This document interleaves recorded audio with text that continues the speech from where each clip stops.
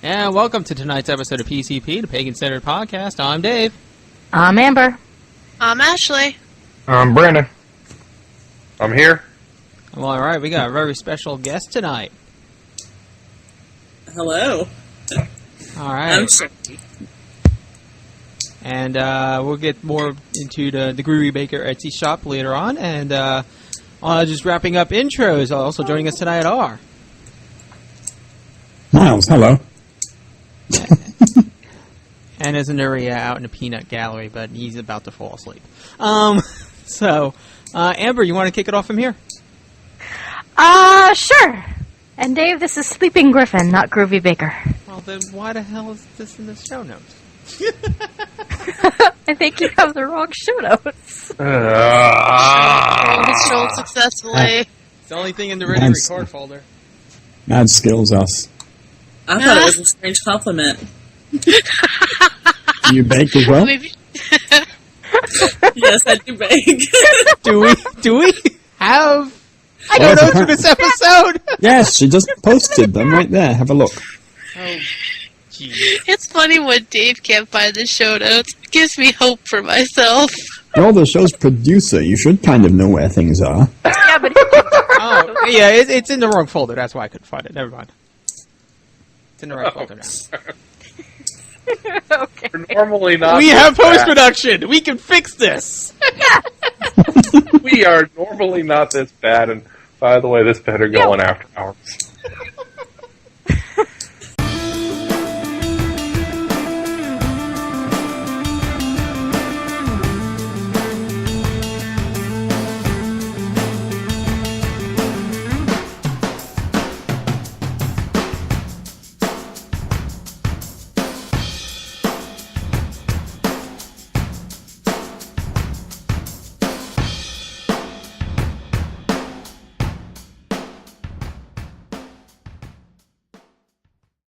Alright, so now that we're past that, on to the other episode. Sherry, typical meet and greet. So if you want to introduce yourself and a little bit of what you do and where you are.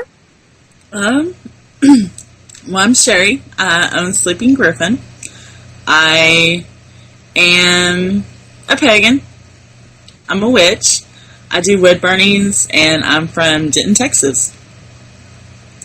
Where did you get the name for your shop, Sleeping Gryphon?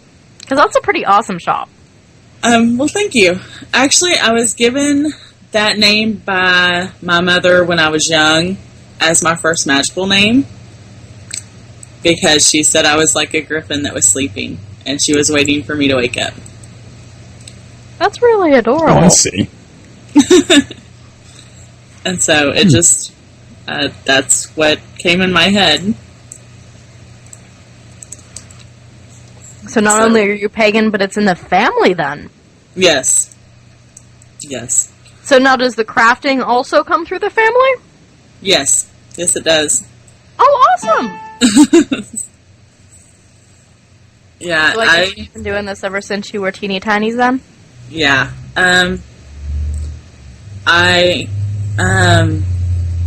mom didn't start teaching any of us till we reached about 9 or 10. But we've always done crafts. As long as I can remember, we've always done something. And then my grandmother also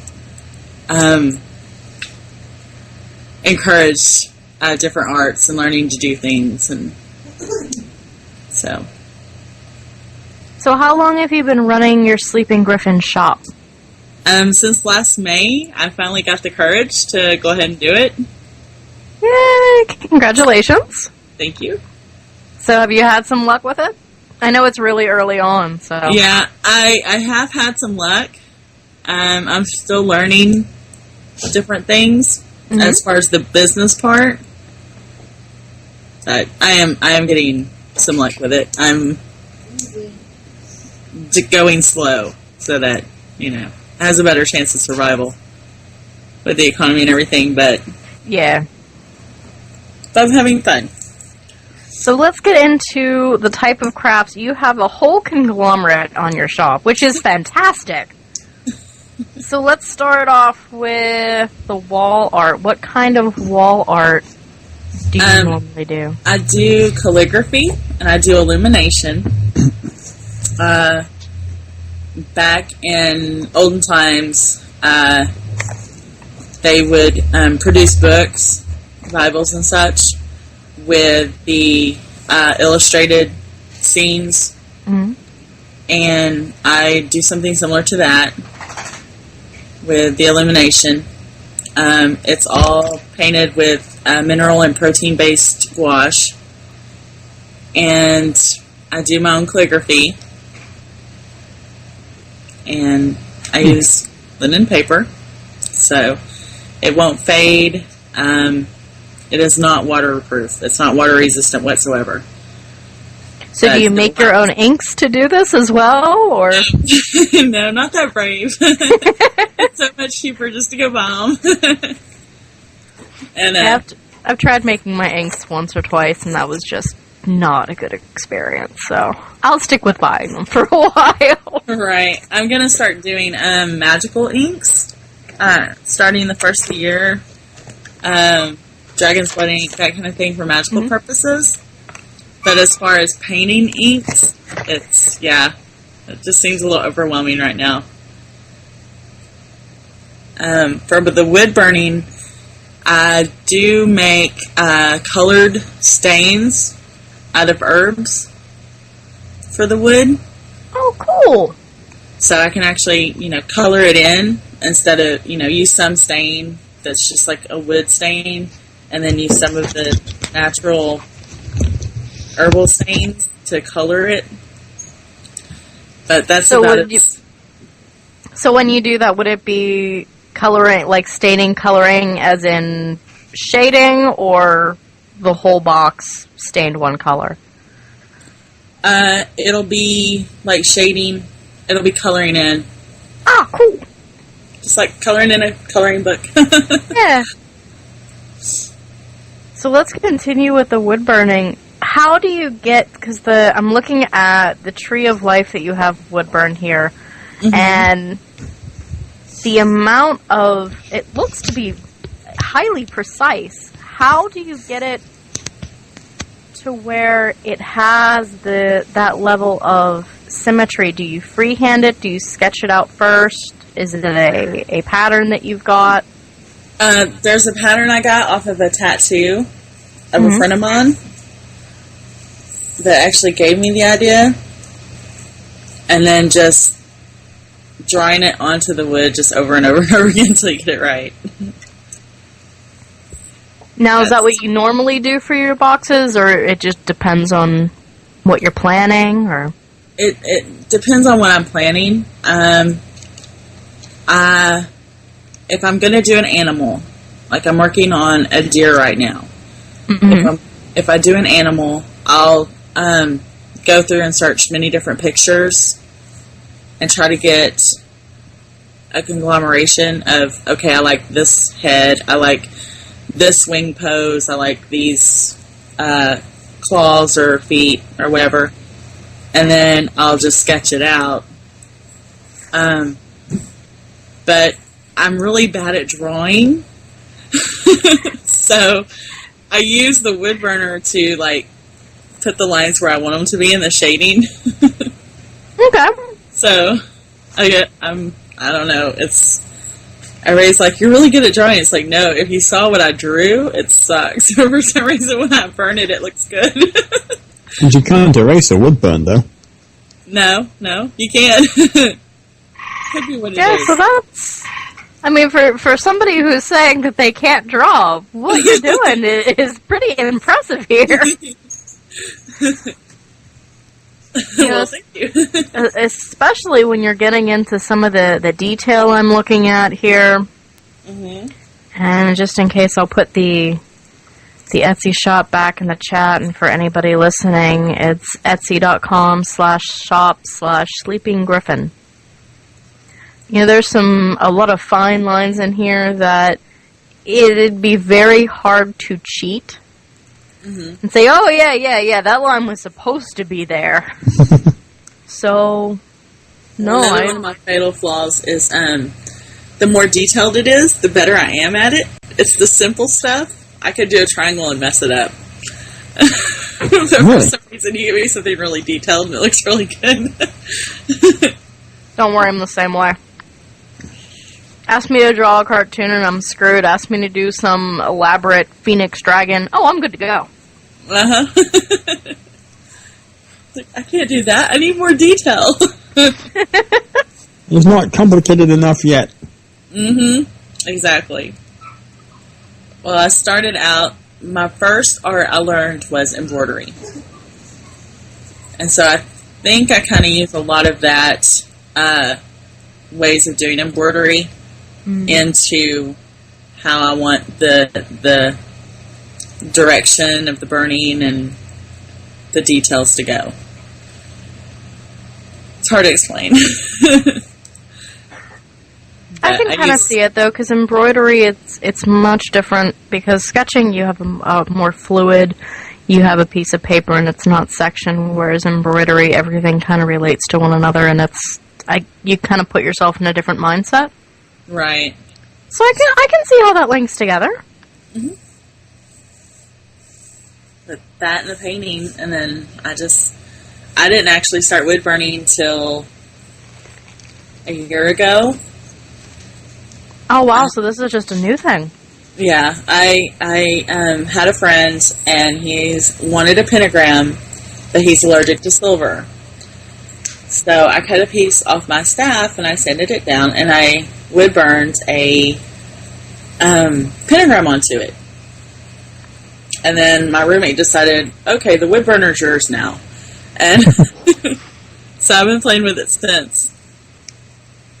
Very cool, and I've seen you also do runes with the wood burner. Yep, I do runes. I go and I harvest my own wood. I'll wait till after a storm and go out and pick up trefoil. So it's still fresh and it hasn't been decaying or started to break down, but then I'm not actually taking it from the tree. Very nice, and I saw that you even mentioned that they weren't stamped, that they were hand Yes. put on there, so that's wonderful. Yeah, I hand burn everyone. And I'm working on a witch's set soon.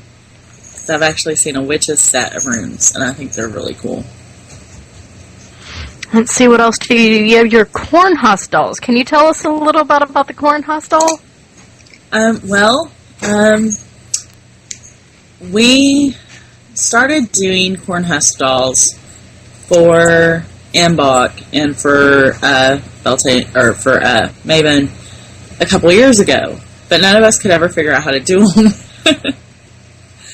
So I did a lot of research on how they would have been made, and so I was like, well, these are easy, so, for those that are, having problems with their dolls, I would try to make some that were completely natural that you could burn, because on some holidays, some people choose to burn them as gifts. And so I've been saving corn husks from meals and drying them out and learning to make the dolls. And the only thing not burnable is a wooden ball in the head. But there's no glue, there's no anything artificial. It's all corn husk. Nice. Yay for all natural materials. I try to stick with all natural. I try to use as few chemicals as possible. It's hard, but I try. Yeah. Let's see, what else do you have? You have little charm bottles. What are in your little charm bottles? Because they're so cute and adorable. Oh, thank you. Herbs. I do a lot of herbalism. Mm-hmm. And I'm learning, I'm studying the medicinal and the magical values of herbs. And so, I came up with 5 different bottles, to wear as charms. So I found these cute little bottles. I'm like, I've got to do something with them. They're adorable. And I actually wear one around my neck that draws love. and it's got rose petals in it and rosemary and different herbs I've looked up and researched on their love drawing abilities. And then I have one for like inner strength, and I have one for prosperity, and then one for protection. But I actually don't seal. Most people seal the caps on, but I seal mine with water. That way you can take it off and replace the herbs. But it's just little natural herbs that I've taken from my stashes, so to speak. So did your family do the herbalism as well, or is this just something that you've branched off and done your own thing as you've learned more about paganism? My mom does a little bit of herbalism, but it's more something I was interested in. I love to garden. I love being out in nature. And I love plants. I understand them more than most other materials. It's just living plants. And wanting to know, okay, if I go out in this part of the forest and I see this plant, what is it, you know? And so that started branching over into herbalism. So if I can, I harvest my own do wild harvesting. Some things you just can't. But I started making incense, dried incense. And now I'm making cone incense that doesn't involve charcoal, so that you don't have the toxins. Nice. And that's still in the experimental stages. And then I've always done like herbal remedies. Mm-hmm. I make barberry pills, that kind of thing for the family and for myself, because just the amount of chemicals and everything. And I'm not a health nut by any means, but just if I could cut out a little bit, you know, a few less antibiotics we have to take, or a few less painkillers. Trust me, I understand completely. Now, you said barberry pills? Yes, barberry is a very, very strong antibiotic. Really? Yes, it's, garlic is the most common use for an antibiotic. Mm-hmm. Barberry is about 20 times stronger than that. Oh, wow. But it tastes horrible. Oh my goodness, it's so awful. So, Isn't that the way it normally works? yes. Oh, it's foul. So I put it in capsules because that's the only way I can get anyone in the family to take it, including myself.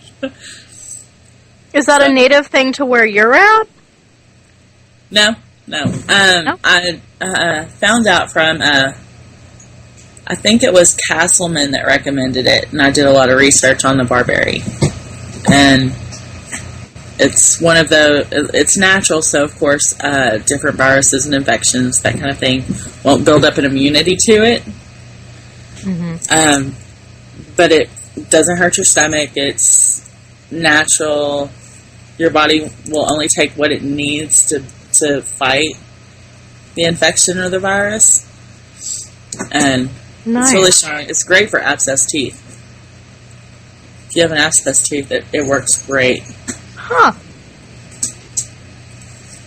I will Yeah. have to make note of that.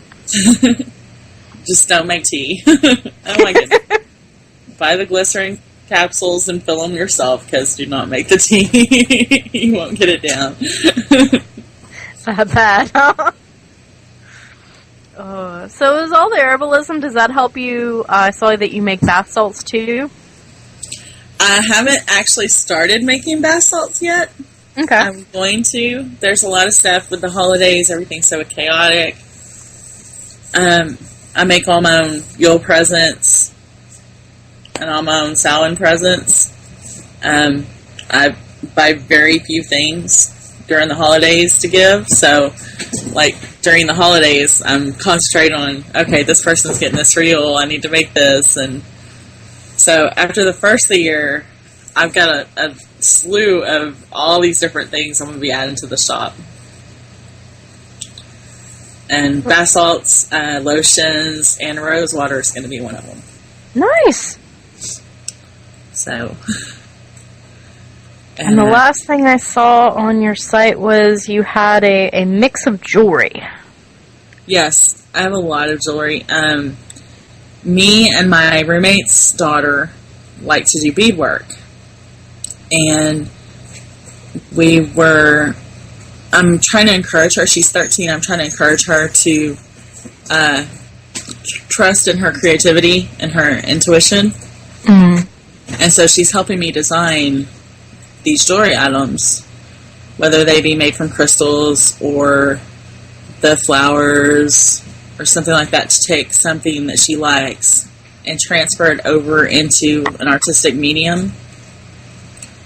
And so it's sort of a conglomeration between both of us as far as the jewelry. That's really sweet. And, well, she's very demanding, so. As most young ones are. So what kind of materials do you do for, like, your earring? Do you use surgical steel, sterling silver? I use surgical steel mostly. Mm-hmm. I do use some, I use sterling silver. I do use some silver, just regular silver, but with the tarnish properties and the fact that, prices are higher right now, I try to keep everything really affordable. Yeah. And so a lot of it is surgical steel and different, I think some I've actually used nickel. But I try to use things that I know are going to stand up to abuse. Because I'll make a pair of earrings and I'll wear it for a week and a half without ever taking them out. And if you have cheap quality, they're not going to last very long. Yeah. And I love using crystals and different stones. So where do you get all your crystals from? We actually have a really good shop, and not too far from here, about an hour from here. Mm-hmm. And some I trade with other artists online, or I'll order from different little places all over, the world. I do a lot of bartering for supplies. Yay, bartering! I'm all for bartering. Especially with the way things have been lately with the economy, everyone's, hard up for cash. Like, tell me you want something, I'll tell you. I'll trade you. I don't have a problem with that. Yep. And a lot of my Yule presents this year have been me bartering things off my shop with others. Nice. So not everyone's getting a wood burn box. It's from other artists.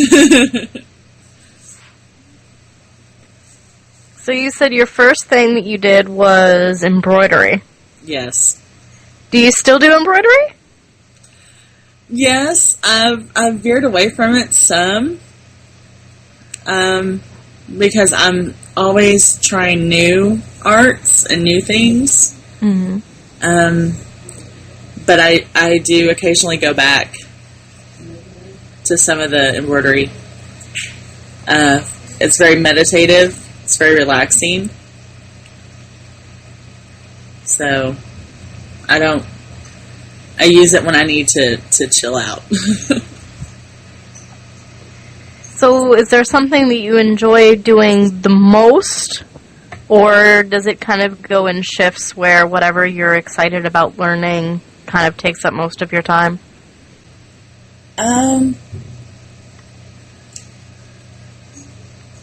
Well, I'm a Cancer, and my mood swings seem to be based around my art.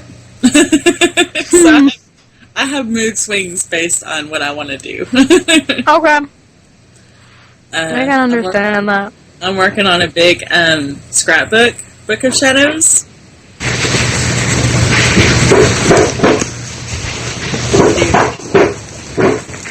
Scrapbook. Okay. So, I don't really know what to scrapbook, so I was like, okay, well, I'll do a Book of Shadows, because that'll be cute. And so it's in between that and the wood burning, and then working on all the projects, and then coming up with more charms and amulets. And then, of course, all the new stuff that I'm trying. I'm working on cone incense. I'm working on... I want to start doing... I do the old-fashioned soft soaps. Oh, nice. It's like you buy the like body wash in the store, Mm-hmm. and it's like really liquidy. Yeah. Mine's sort of a mixture between a body butter for soap and like one of those. It's kind of gooey, but it's got lots of herbs in it and oils, and so I'm also wanting to, which I make my own perfume as well. So, Jeez, you do everything, don't you? like I said, I have mood swings based on what I want to try next. But there's going to be a large array of different things come first of the year. So. Wow. So where do you get your inspiration for making all of these? Is it just kind of as your mood shifts, something new comes in, or is it you see something and it just kind of blossoms, or it depends on the day? It depends on the day. I think it started out with I'm cheap. I would rather make it than buy it. I guess that's what I used to tell my friends and my family. I'd rather make it than buy it because, I don't want to spend the money. And then, of course, I end up spending twice as much making it myself. But I like it better. So, and now it's like, ooh, I like that. Or wouldn't that be neat if it was like this? And yeah, you always have a lot more control, and if people want custom things, yeah, you can do that. You don't have to worry about what's available in the store. Right. And plus it gives me a chance to be creative and a chance to get away from commercialized things. Yeah.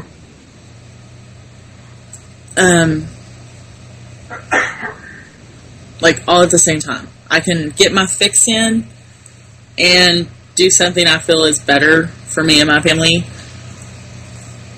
And get them, two birds, one stone kind of thing. So when it comes to custom orders, let's say somebody wanted a custom wood burning, what information would you need from them? Would it be easier for you to have a sketch that they did, or would it be better for them to just say, I kind of want this, let me see what you can do? Either. They would both be equally beneficial. Of course, it would. I believe in a lot of communication. Mm-hmm. Okay, let me sketch this out. Okay, what do you think of this? Would you like to see something different here? Or, these are 3 ideas I came up with. Do you see one you like the most? And if you only like it, mostly, what would you like to see added to it or taken away from it? A lot of people that do custom are just like, I want one of these because they're really cool, and just show me what you got. It's like, okay. So, but I've worked with both. I don't have a problem with either one. I really like the person to have input because I do want it to be special to them, just like it's special to me. How much time would you say to allot somebody? So if they wanted a custom wood burning, how far in advance should they be trying to get to you so you can make sure that the amount of conversation is in there as well as time for you to do this? Well, I work a full-time job on top of the business. Mm-hmm. I would say a week, like minimum. I would like a week. I've worked where it's like, okay, I have my granddaughter's birthday 2 days from now, and it's like, okay, we're going to sit down and talk right now. And sitting over coffee and drawing out sketches, and then coming home and just getting it done. Mm-hmm. But I don't like those kinds of rushes, but I can work under those. So what's a more comfortable time frame for you? Like a month or so, or? No, about a week or two. When I get my eyes set on something and I get an idea in my head, I want to get it out as soon as possible. I'm not one to set it aside. I'll concentrate on it until it drives me crazy. And I may walk away from it for a couple hours, but I'm right back on it. I'm not one to just, okay, we're going to let this sit here for a couple days and let's stare at it. No. Get it done, get it over with. Well, no, it's more of I don't want to stop that flow. I don't want to lose that frame of mind I had whenever we were talking about the ideas. And we were discussing, and I was getting their emotions and their feelings and how they want it to be. I don't want to lose that sense, so to speak. Okay. So. What about with the herbs? If somebody wanted a very specific bottle, would you have any issues doing a little custom bottle with the herb knowledge that you have? Oh, no, not at all. I think that would be awesome. I've had a woman that really wanted a Christmas-smelling soap, and it took me about a week to come up with all the supplies and to experiment with the fragrance and do all that. But no, I like those kind of challenges, especially if it has a magical purpose. If it's not just scent, but it has a magical purpose too. I really like a reason to delve deeper in my research. It gives me focus. Other than the focus, do you find that it can kind of be easier to work with an object whenever it has a metaphysical purpose? Yes, a lot easier. I'm empathic by nature, as is most people, especially, witches and pagans, and to get the feeling of something is a whole lot easier than. That's why I go on nature hikes after thunderstorms and pick up, tree fall, and I want the spirit there. I want to feel the energy there. It makes it a whole lot easier. If I don't have any feeling behind it or any emotion behind it, it's really hard for me to do. I have to get in that frame of mind. Because of that, do you find that it's easier to do things where you've personally been inspired? Or do you find it's easier to work with people who are highly motivated to get something that they want?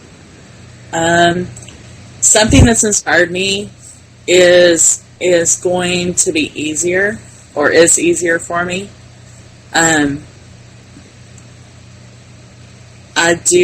If someone feels strongly about something, if it's very, very special to them, like a totem animal or a spirit animal would be, I can draw up on that and meditate on it and come up with my own inspiration from it.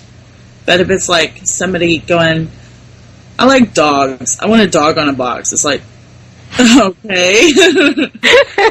Is that it? You just like dogs? Do you have any feeling behind it whatsoever? Can I ask you? Can I ask something though?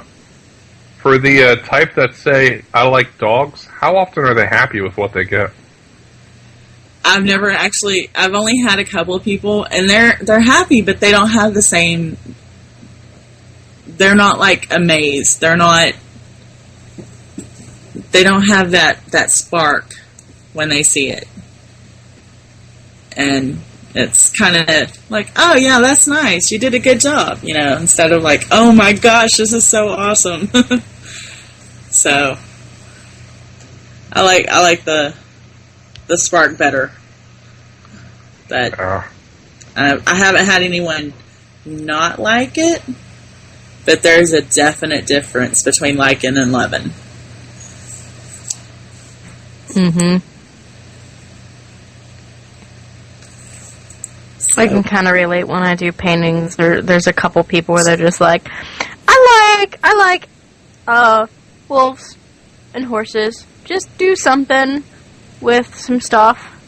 yeah. I'm sure I'll like whatever you do. Whatever. I know, right? It's like, no. I need Give more me than that. more direction. So you want a wolf chasing a horse in the desert? What? How is that going to speak to you? Thankfully, I'm a technician. I don't have to put up with that.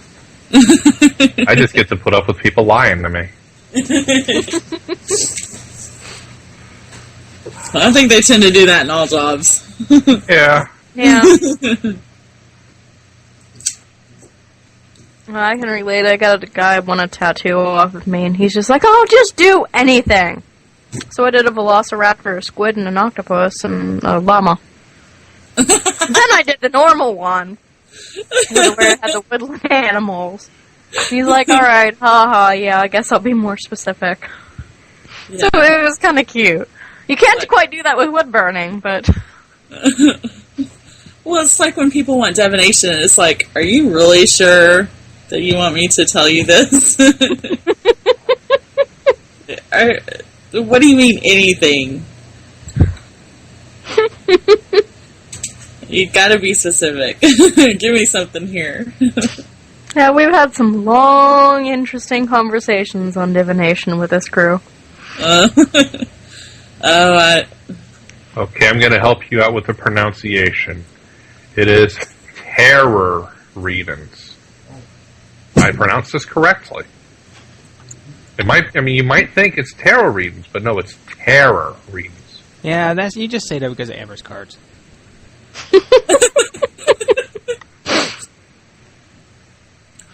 Well, it's not just all about tarot readings. Did I say it right? Yep. But I do divinations, just like most witches, and I do all different kinds of stuff. But I really can't stand it when somebody's like, "So just tell me what's going on." You don't know what's going on?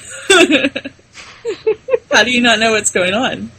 And so, first of all, you need to meditate. Then come back and ask a question.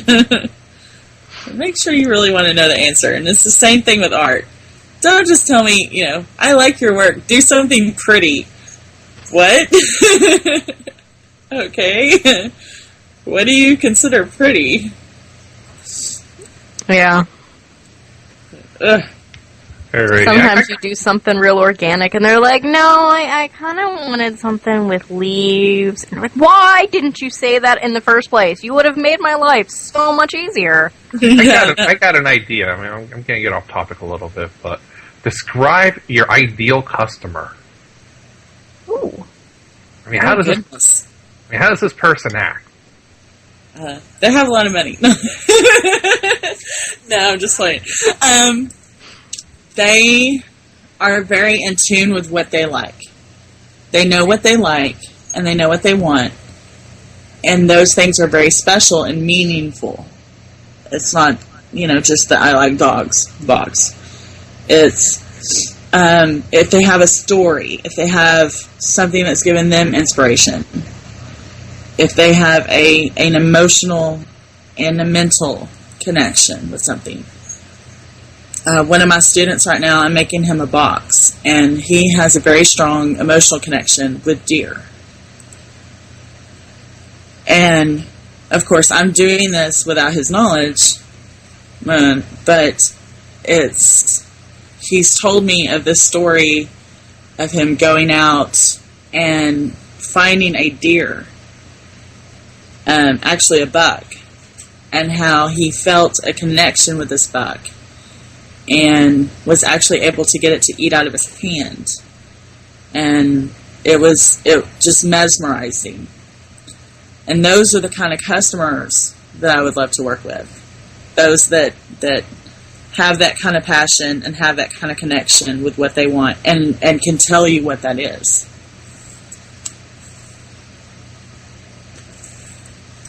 And Okay. So let's assume that they don't quite know what they want. Okay, let's work the second best now. okay, What's the ideal second best, or Ideal what can they do to help you? communication. Just like life, it's all about communication. Talk to me. You know, let me ask you questions. You ask me questions, and you know, is it for you? Is it for someone special to you? That kind of thing. All about communication. Because I'm not a mind reader, and everything can be talked out. And if you get something and you're not happy with it, or I'll show you examples before I ever put burner to wood or inked paper. I'll show you some examples. Okay, is this where do you feel anything from this? And that kind of communication and connection between me and the client makes a big difference. So you don't have to know what you want, but be prepared to communicate and to explore what you want.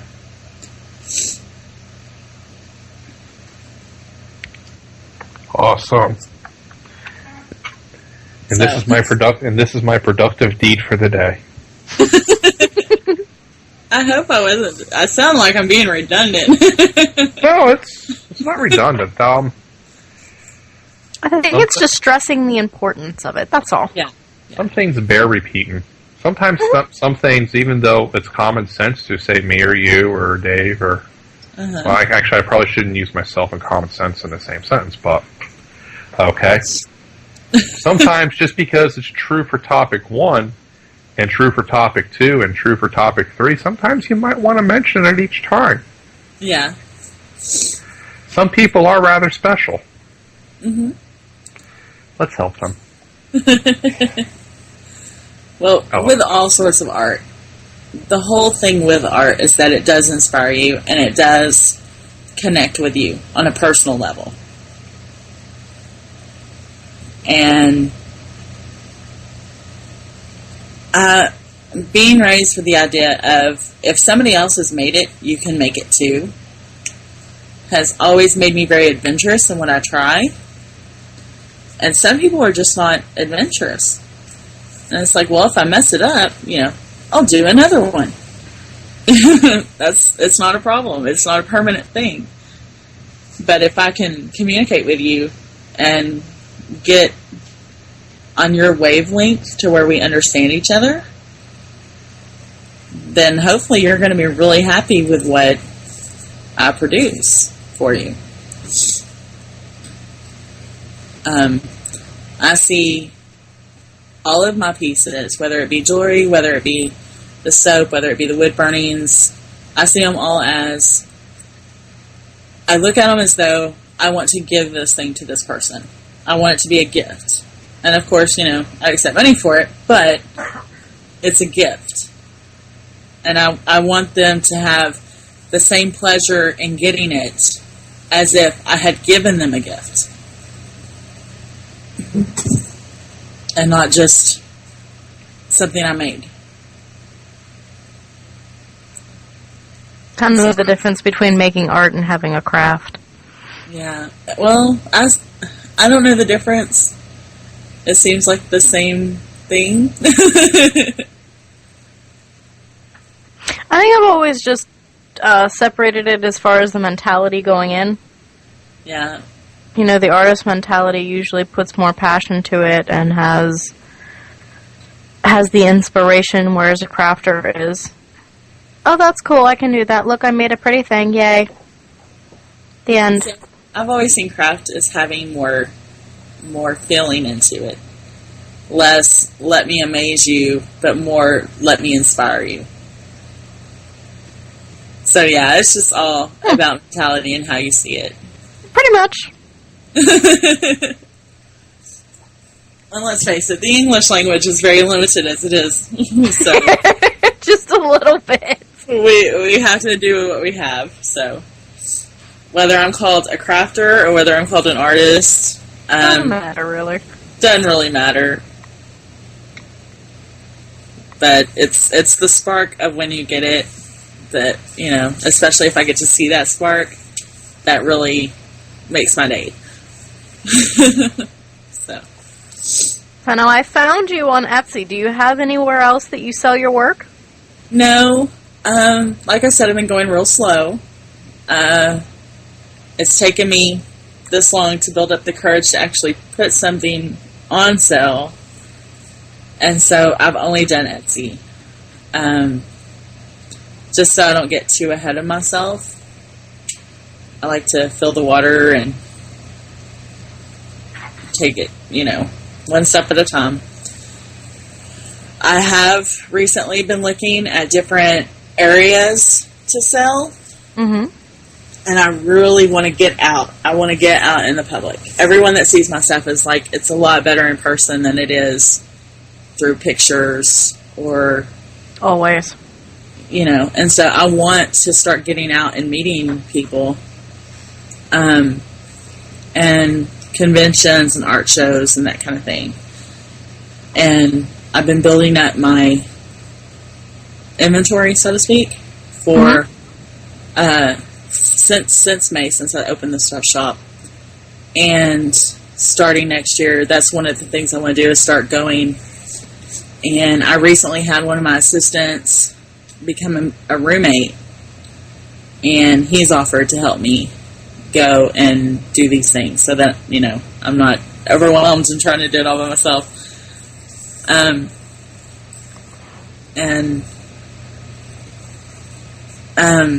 So yeah, that's one of the big things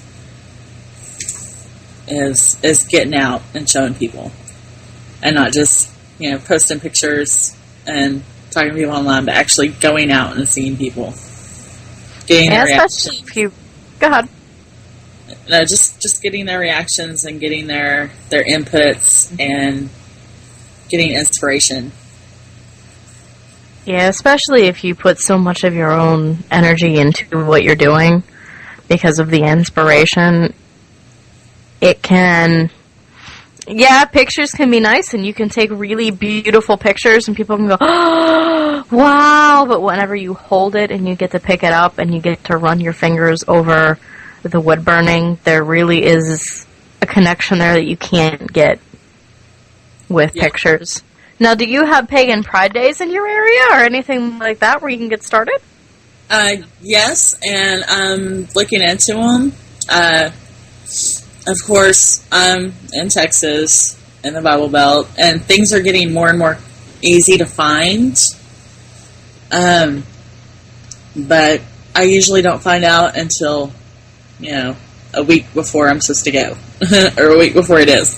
So I'm working on getting a schedule set up ahead of time so that I can take off work, I can have things ready, I can work on the business side of it, which is, you know, display and how I want to handle sales and that kind of thing. Right. And I'm trying to spend as little money as possible because I do work a full-time job and I live with 2 roommates, but, you know, I don't want to just go out and spend all our money getting us started when I'd rather do it a little bit at a time. So, I'm trying to build up a scheduling program now of, okay, I want to go here, but of course this is going to counteract, I want to go to this place, and so just going through the calendar and figuring out, okay, what are we going to try for the next 6 months, or the next 3 months, or the next year, and Yeah, I know there's a lot of stuff up around Denton, Dallas, Fort Worth. I mean, there's a huge pagan population up there. Yeah, there is. You know, one place you can go is over to LoneStarPagan.com, and the folks over at there are pagans in Texas. They're like a few miles from you, and they update all the events up in the Dallas area. And I try to handle Houston. We all get together and try to cover all of Texas. So Yeah. one place to check out. I'm now starting to find all these. And I've had a couple of people that I've spoke to.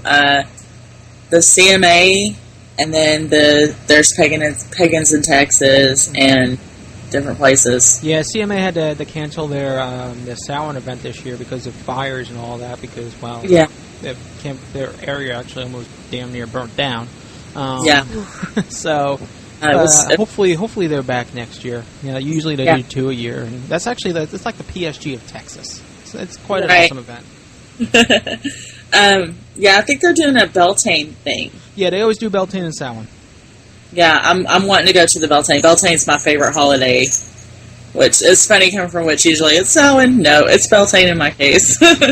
Yeah, I went to the Beltane one last year, and I still got a video in our post-production queue to take care of for that. Awesome event. Definitely worth going.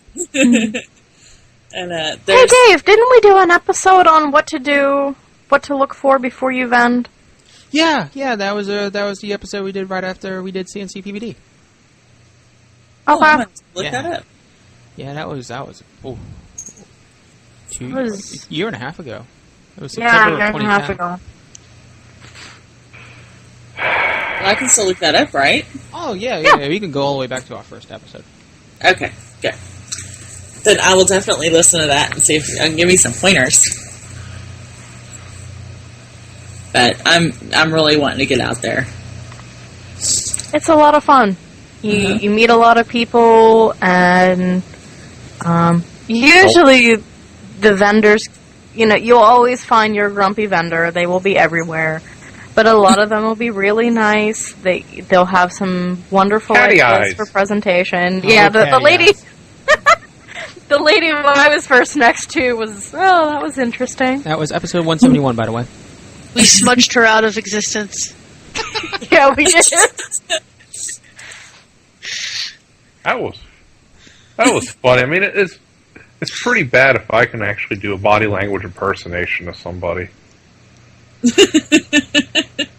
Yeah. And Sherry Dave just put a link in the chat for that episode. Awesome. But yeah,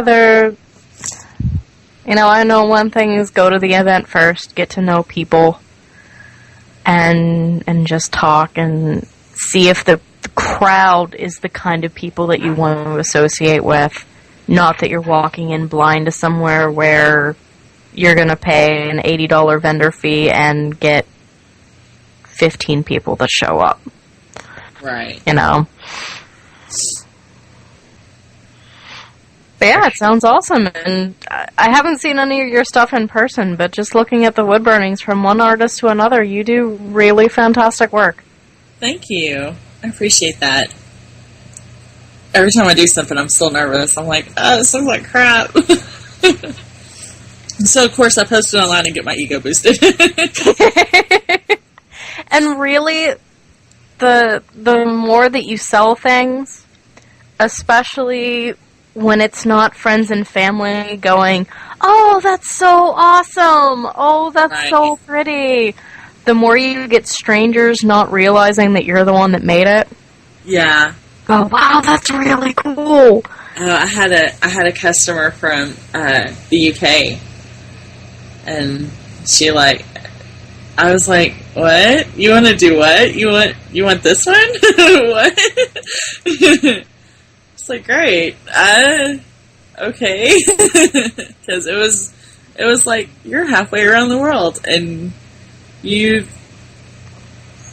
chose mine, and I'm from a little city in Texas, so wow, that's awesome. So it was, and then of course my first Etsy sale, I danced around. I did the Snoopy dance for like 3 days. Some that don't know me. Yep. And it was. I was hauling that for a while, and it was great. And then that'll also give you more confidence. So when you go and vend and somebody goes, "Oh, you do that stuff," you already have the confidence to go, "Yeah, I do that stuff, and it's awesome. You don't like it? Shoo, go away." Shoot, or I will smudge you. Exactly. Get your negativity out of here.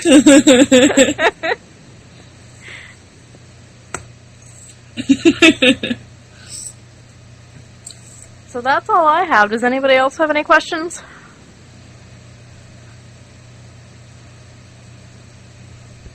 No? Crickets! Good, because now I can now claim this officially as post-scurvy silence.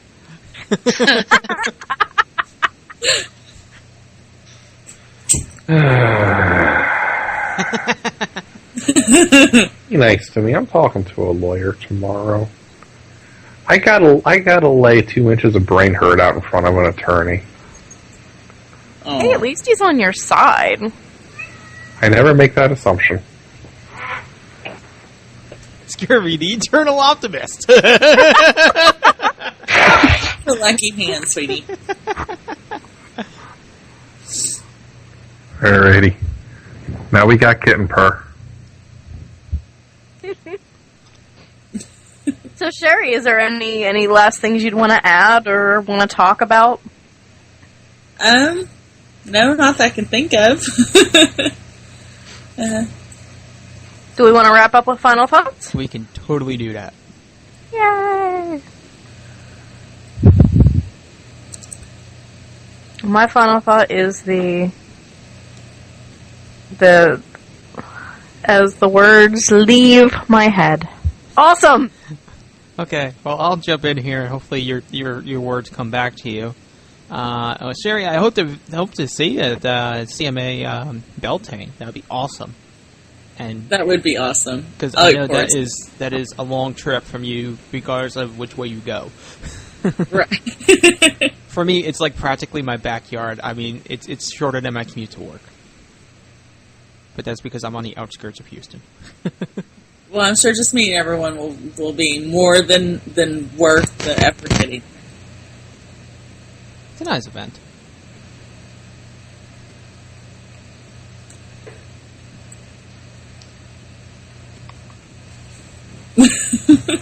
Scurvy, what's your final thought? I had a final thought, and then the kitten wanted love, and I sort of lost my final thought. So everyone gets kitten purr.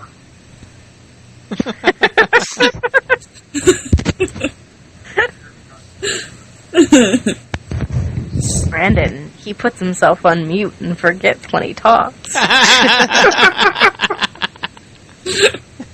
Brandon, you're on mute. Yeah. Yes, you are on mute! Man, we gotta get like a manual for the mute button or something. No, I turned off the mute, and my headset was off mute, so I think my Skype's just acting up. So what's your final thought? Other than Scurvy getting distracted by kittens, I think your wood burning is absolutely wonderful, and so is the rest of your artwork, and I hope you the best of luck in all of your vending and everything else, and hope to see more of your work soon. Thank you. Well, if you come to Texas, you will. First, I need to find a car that can get me to Texas. Oh, yeah, I forgot about that. You need a car that'll get you off the island first. It may not get me to work soon.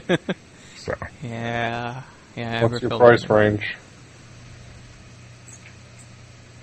We'll talk about it after the episode. Yeah. We won't ask our listeners because we know, well, they'll just tell us to screw off. Narian's probably got either a sore throat, sleeping, and or doesn't want to give a final thought. Sam, what's your final thought? Sam is also not feeling well. Okay, so both Sams are down the count here. And I think that's... Does Londa want to give any final thoughts? Alonda normally has the baby. That's right. Okay, Ashley, final thought. My final thought is good luck. And when you're vending, don't be a duty shoe.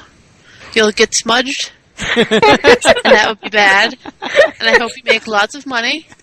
And just because the griffin is sleeping does not mean it's lazy. Thank you. Welcome.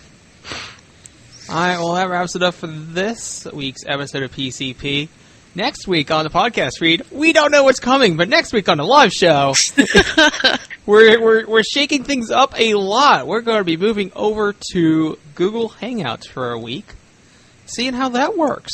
And while we're there, we're going to be talking about the year in review and just overall having lots of silliness. So we'll see you next week, whether you're live or recorded or on the radio or wherever the heck you are in the world. We'll see you. Good night, everyone. Good night.